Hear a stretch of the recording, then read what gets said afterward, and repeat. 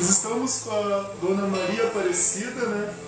Onde ela vai dar o testemunho da cura dela, onde a gente orou pela vida dela.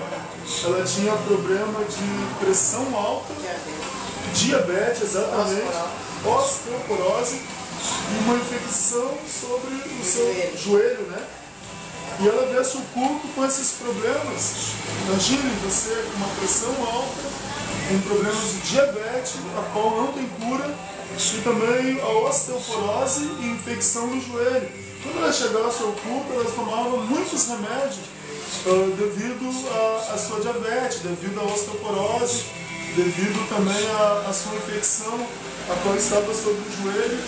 Mas para a honra e glória de Deus, o poder de Deus desceu sobre ela em meio à oração e a diabetes dela foi-se embora.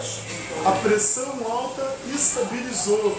O joelho e a perna dela, as infecções das articulações com a osteoporose, Jesus fez um sobrenatural na perna dela. A perna dela começou a andar para o lado como um elástico. E andando para um lado como um elástico, a perna dela, o Senhor foi colocando tudo no lugar. Foi colocando, tirou todas as infecções debaixo de um sobrenatural na perna dela.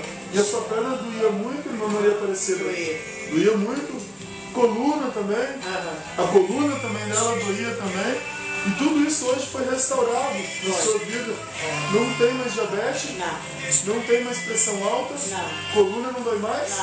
E a perna? Também não dói. O que a senhora sentiu sobre a perna naquele momento da oração? Senti aliviada, bem aliviada. Sem dor nenhuma. Sem dor? Estava doendo antes da oração? E após a oração sem dor nenhuma?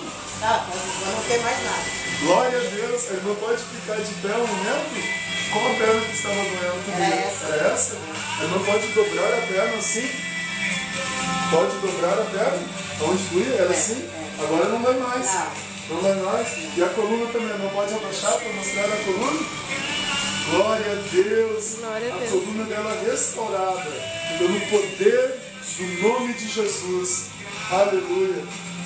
Fogo e avivamento para as nações, semeando milagre, colhendo famílias.